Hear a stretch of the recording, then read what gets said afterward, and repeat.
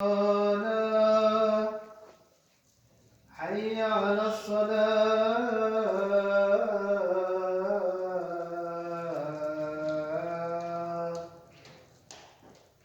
حي على الفلاح حي على الفلاح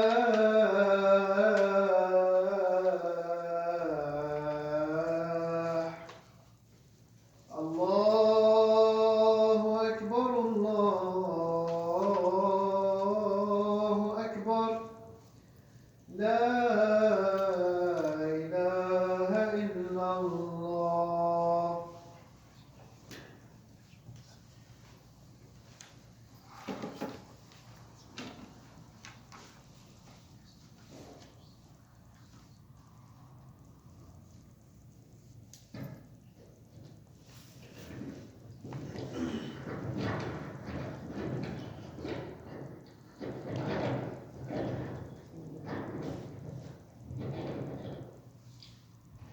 بسم الله الرحمن الرحيم. إن الحمد لله نحمده ونستعينه ونستغفره ونستهديه ونتوب إليه ونعوذ بالله من شرور أنفسنا ومن سيئات أعمالنا. إنه من يهده الله فلا مضل له ومن يضلل فلن تجد له وليا مرشدا. وأشهد أن لا إله إلا الله وحده لا شريك له الواحد الأحد الفرد الصمد لم يلد ولم يولد ولم يكن له كفوا أحد. وأشهد أنه لم يتخذ صاحبة ولا ولد.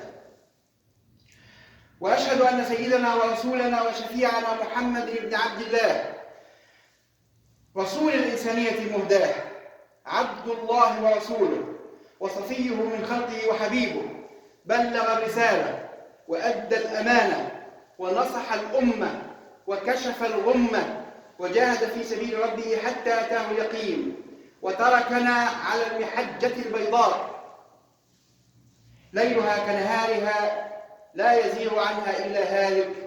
ثم أما بعد، عباد الله، اتقوا الله واعلموا أن خير الحديث كتاب الله وخير الهدي هدي محمد بن عبد الله صلى الله عليه وسلم، وأن شر الأمور محدثاتها وكل محدثة بدعة وكل بدعة ضلالة وكل ضلالة في النار. أجارنا الله وإياكم من عذاب النار. My dear brothers, all praise is to Allah. We thank Him, we ask His help, and we seek His forgiveness, and we ask His guidance, for His guidance. And we seek refuge in Allah subhanahu wa ta'ala from the evils of ourselves and the worst of our deeds. For this, whom Allah subhanahu wa ta'ala guides, will never be misguided. And this, whom Allah subhanahu wa ta'ala misguides, will never find the guidance. And I hereby make shahada, attest that there is no God worthy of worshipping except Allah subhanahu wa ta'ala, the only one who has never begotten and who has never begot, and He has no equal. And I hereby attest that He has never taken a wife, and He has never had or have or will have a son.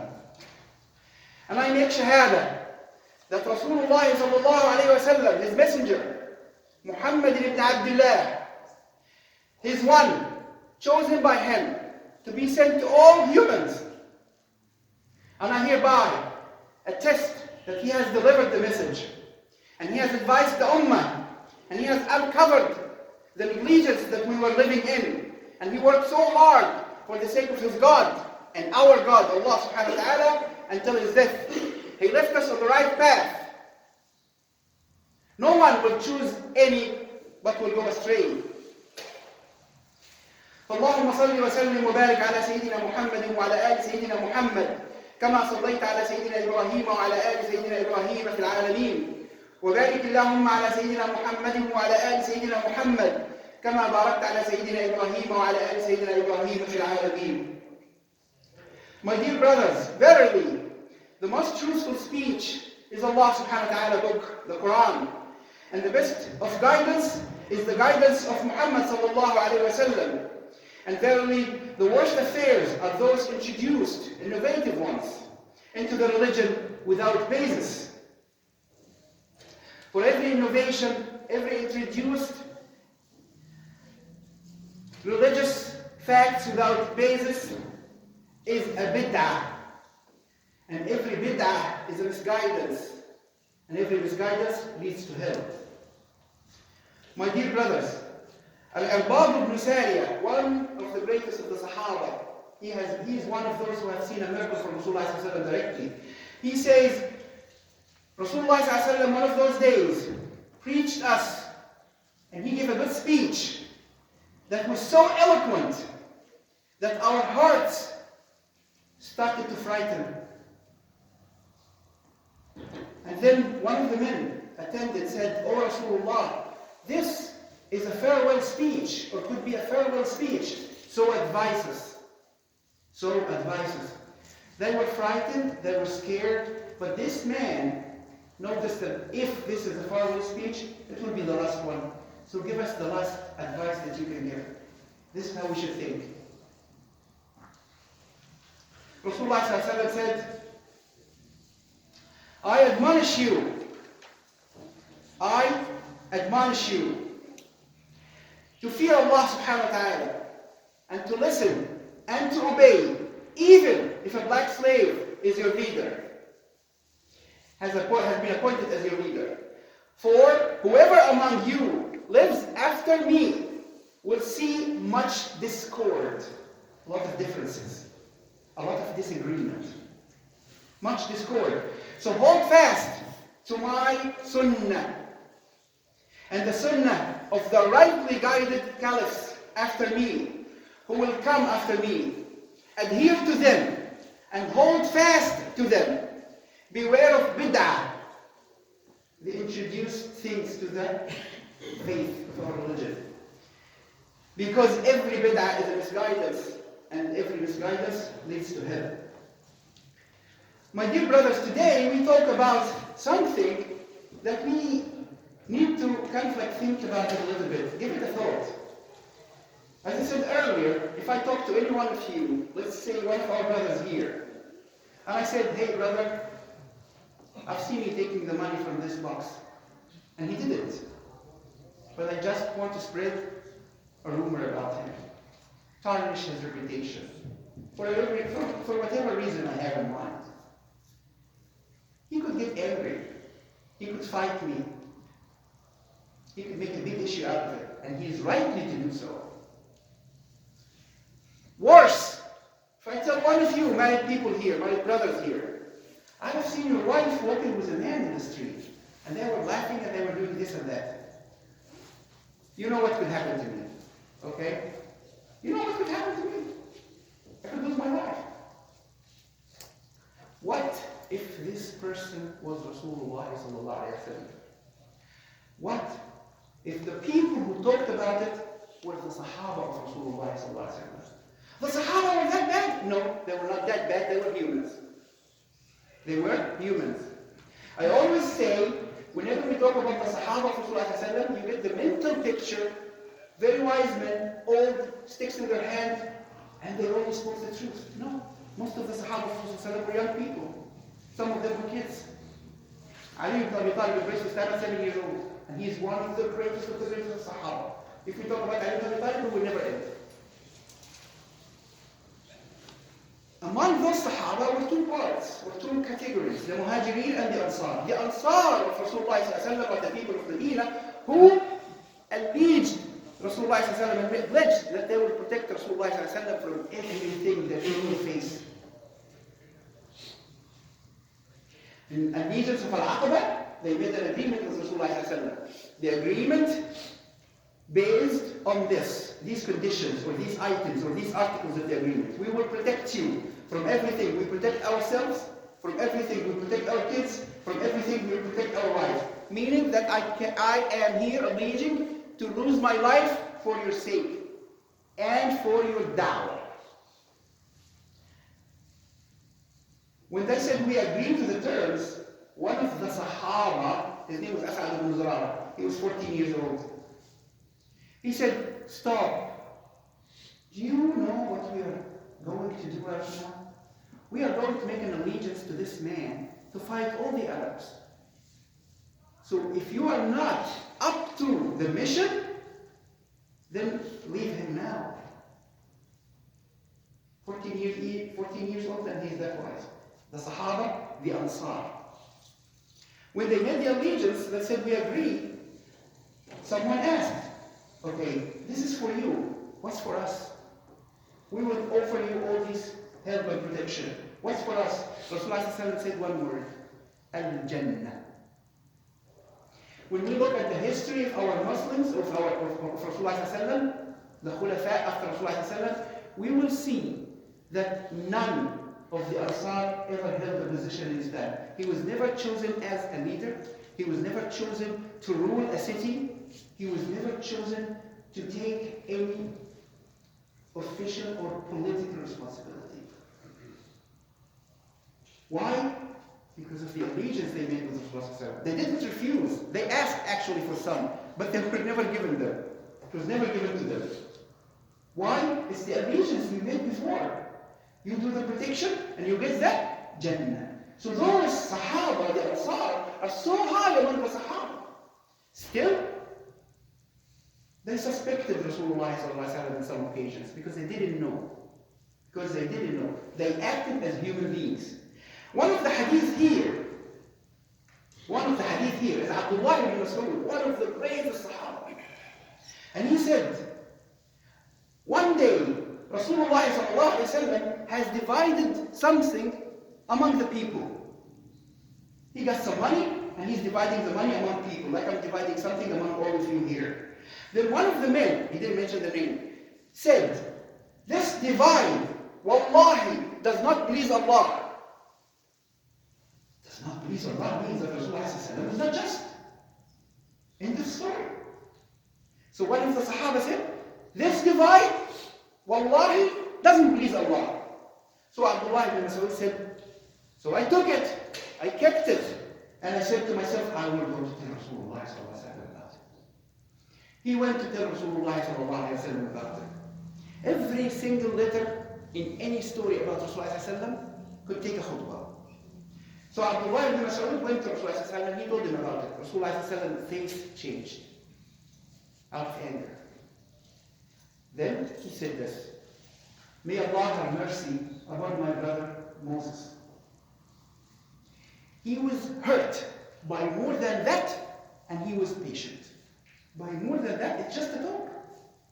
If I talk about brother here, hey, he just did this because he was wrong. Okay? The ultimate thing to do as wisely as he can is just ignore me, because I mean nothing to him. Okay? But Rasulullah said he was hurt. He was harmed with more than that, which tells you that talking about Rasulullah division, talking about his honesty, talking about his financial honesty, hurted so much Rasulullah. But he remembered his brother Moses. And he said, may Allah have mercy on him. He was hurt with more than that, and he had patience. And then Abdullah ibn Mas'ud said, when I saw his face changing, I made an oath, a solemn oath, never to transfer words to Rasulullah. So if you have a friend, a good friend, you don't carry whatever you say to him. Why is that? Because you fear about him. You love him so much you don't want him even to get angry. Also, carrying the words will mean nothing. Hey brother, I heard people say this and this and this. Hey brother, I heard some people say this and this and this. This is the hadith of Rasulullah.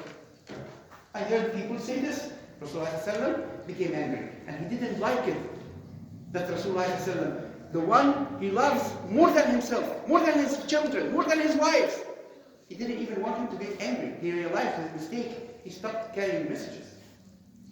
One other is that we should be aware of the munafiqeen. Who is the munafiq? Very simple. The person who shows you something and he gives you heart something else. I don't like brother here. Hi brother, how are you doing? And I smile in his face. This is a form of nifaq. This is a form of nifaq. Allah subhanahu wa ta'ala says, إن المنافقين في الدرك الأسفل من النار ولن تجد لهم نصيرا. Surah An-Nisa, verse 145. The hypocrites will be at the lowest level of the fire.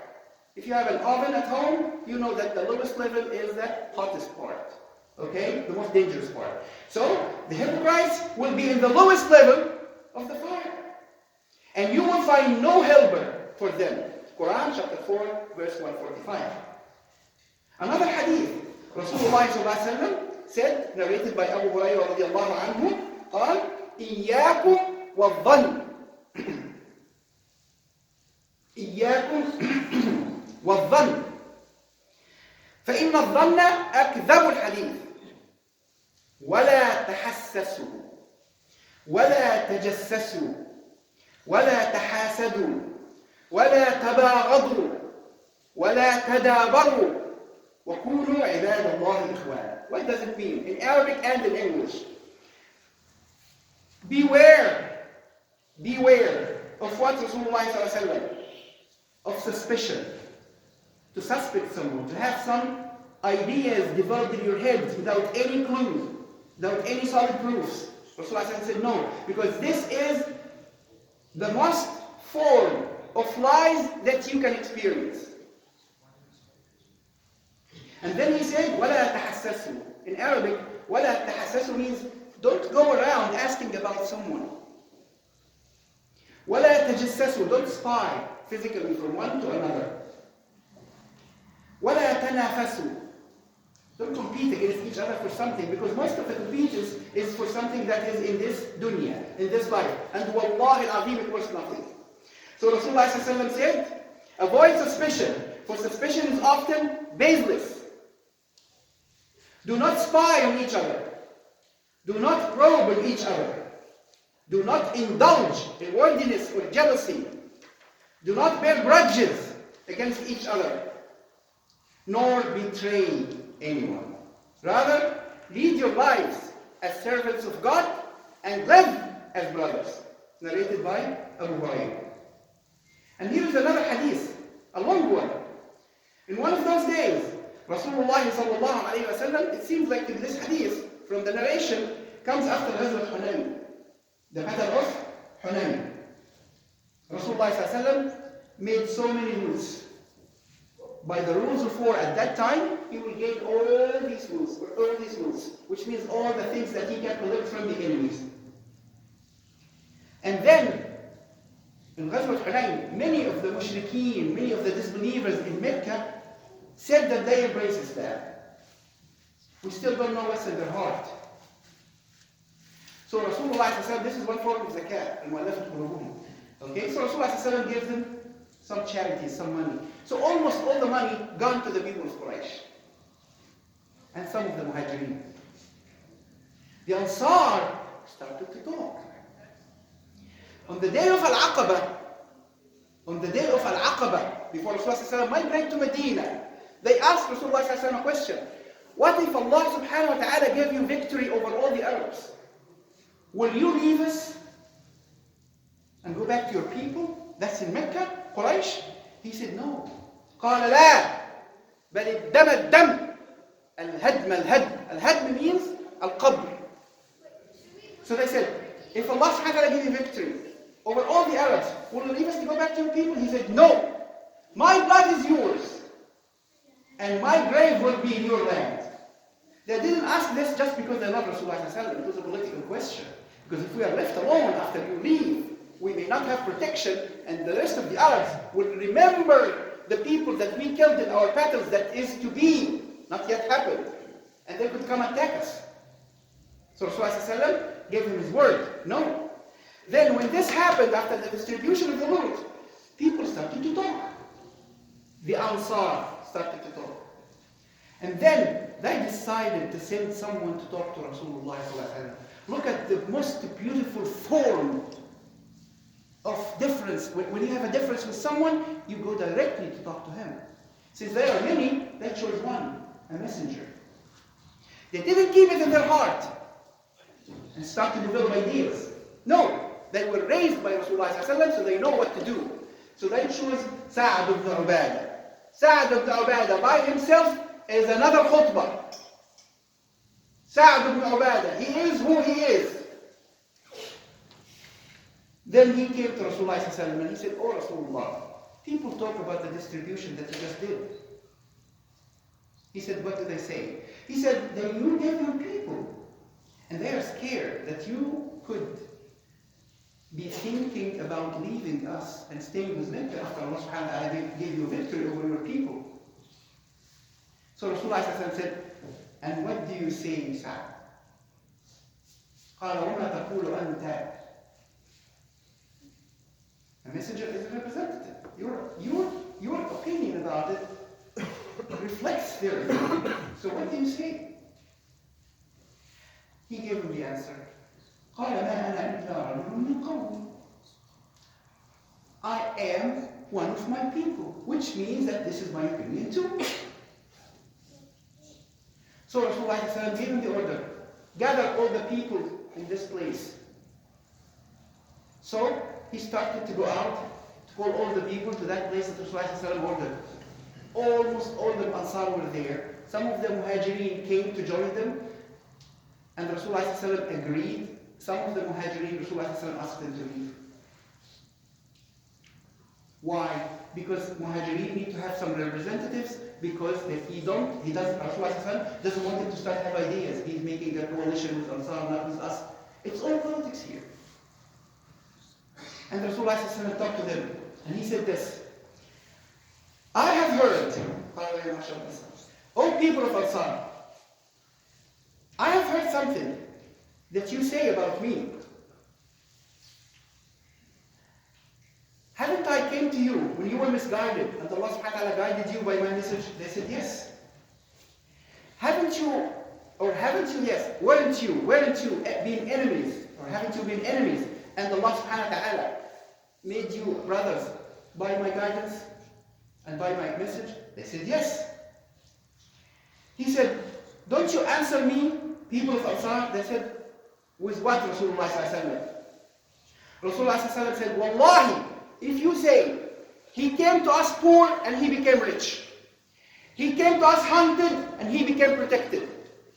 He came to us being attacked by your people, and now you are believed by most of the Arabs. If you say this about me, you wouldn't lie. You will be telling the truth. You will be telling the truth. What is it, people of Ansar? It's just something from this dunya that I gave to those people to get their hearts closer to Islam. They are newly embracing Islam. They are newly Muslims. So I gave them the money just to attract their hearts to the message of Muhammad sallallahu alaihi wasallam. Wouldn't you like it?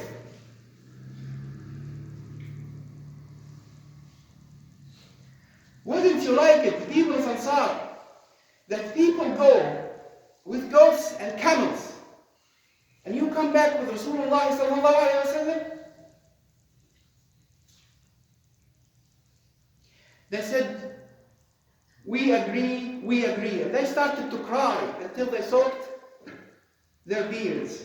Then Rasulullah sallallahu alaihi wasallam said this: Wallahi, if it is not for the hijrah, because Rasulullah sallallahu alaihi wasallam is a muhajir, he is not Ansari, he is a muhajir. He is one of the muhajirin. He left Mecca to go to Medina. He is one of the muhajirin.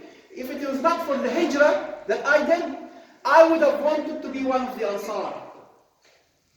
Wallahi, if all the people of earth took one street or one road, one way, and Ansar went into another, I would go with Ansar. So they kept to cry until they saw their beards. How to overcome, in a very quick few minutes, how to overcome people's talk. If someone tells you people talk about you, take it from me, brother, not from me. Forget about me. Take it from the Quran. What happened in the Quran? When Maryam was sent a message of Allah subhanahu wa ta'ala, the word of Allah, and she became pregnant with Jesus, alayhi salam, قالت يا ليتني مت قبل هذا وكنت نسيا منسيا. She said, oh, I wish I was dead before this, and people would forget about me. So Allah subhanahu wa ta'ala called her, and He said, don't worry about it, take the dates, and whenever you see someone say, I will not talk. Say to yourself, not to him, I make a fast of talking today. When she went to her people, the Quran says it in a very eloquent way. When she came to her people carrying him. They said. In Arabic it says, when she came, they said. It didn't say then they said. It didn't say they waited, then they said. She came, they said. They didn't wait. They didn't wait. Then she made a gesture to him. فَأَشَارَتْ إِلَيْهِ. She gave a gesture to him with her finger, like this. Why would you? In this very small verse is a huge scientific miracle. I belong to my father and my mother. Some of my characteristics and features come from my father and some come from my mother. All of us like this, except Jesus. All his features came from his mother. He has no father. So they came from his mother. If you look at him as a baby, you will see that he resembles his mother 100%. So this was the first step for their hearts to start to soften and start to accept the idea that this is a miracle, but they didn't. They said, how can we talk to a baby in his cradle? They want to talk. And the only answer to this was, keep silent. Same thing for Zachariah. Keep silent. He asked Allah subhanahu wa ta'ala for a miracle. He said, or for something to use against people talk, because he will get a son when he's a very old age. His wife is very old too. People will start to chit-chat about him. So Allah subhanahu wa ta'ala said, for 3 days don't talk to people. It also was done by Rasulullah sallallahu alaihi wasallam. When his wife, Aisha radiallahu anha, was accused of committing something wrong. His wife, remember the example I gave at the first khutbah? His wife, my mother, Aisha, my mother, by the text of the Quran. I would suspect my mother if she's my mother or not, but I wouldn't suspect Aisha, because of the Quran said, and they still talked about her. And Rasulullah ordered everyone, stay silent. So this is it. This is it. There is no cure, but stay silent. أقول قولي هذا وأستغفر الله العظيم لي ولكم فاستغفروه إنه هو الغفور الرحيم.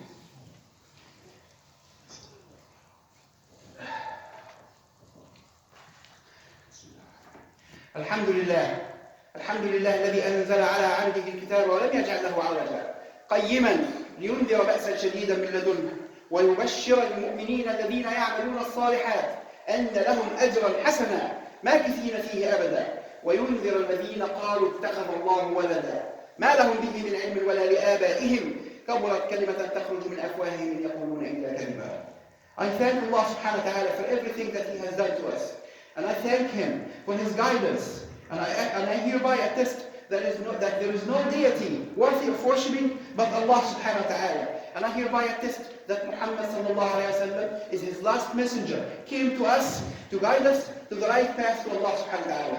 Rasulullah sallallahu alayhi wa sallam, my brother, says, no one ever witnessed a fard, that he will make a good wudu, that he will make a good repentance to Allah, that he will go to the mosque to do the Jama'ah, but Allah subhanahu wa ta'ala will make it for him a wiper of his sins between each salah, unless he commits a big one. The biggest of the mistakes or the biggest of the sins are, inshallah, maybe to be subject of another khutbah. My dear brother, the best that we can do to get closer to Allah subhanahu wa ta'ala is to make dua and to pay charity. اللهم يا رحمن يا رحيم اغفر لنا ذنوبنا وإسرافنا في أمرنا وثبت أقدامنا وانصرنا على القوم الكافرين يا رب العالمين. Ya Allah, protect us from misguidance, from misguiding others, from those who misguide, and from those who are hypocrites, munafiqeen, from those who are polytheists, mushrikeen, and from those who are